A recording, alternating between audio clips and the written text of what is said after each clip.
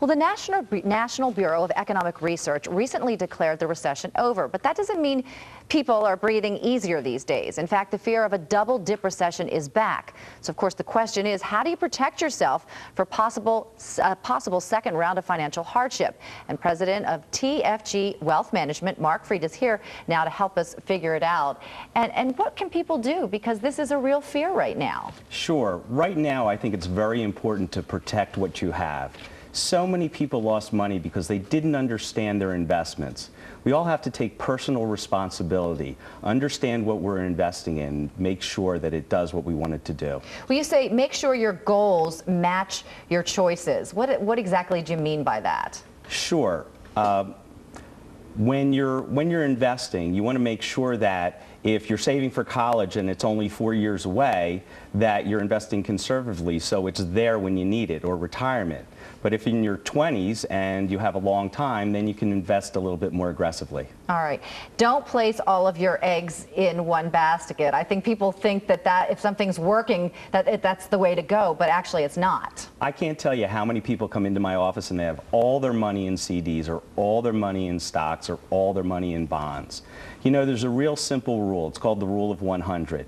You take your age, subtract 100, and that's how much you should have at risk. So if you're 60 years old, 100 minus 60 is 40. 40% of your money can be in the market.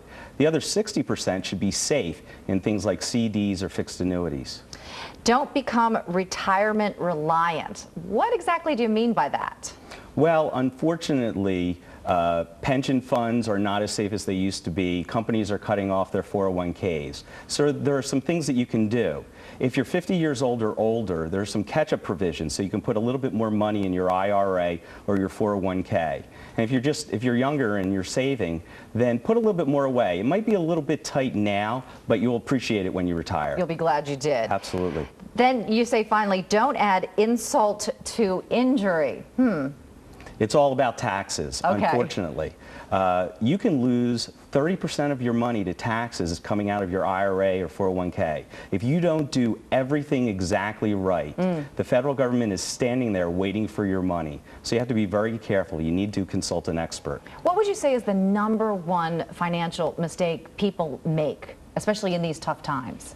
I think that the #1 mistake that people make right now is we forget the past because we don't want to remember the pain. So we just had a recession a couple of years ago and the market's up today. So everybody thinks, well, it's great. Well, you have to still be careful because there's a lot of uncertainty out there. All right. Well, thank you very much, Mark Fried. We appreciate your time and your advice, and hopefully people will take heed there. Thank you.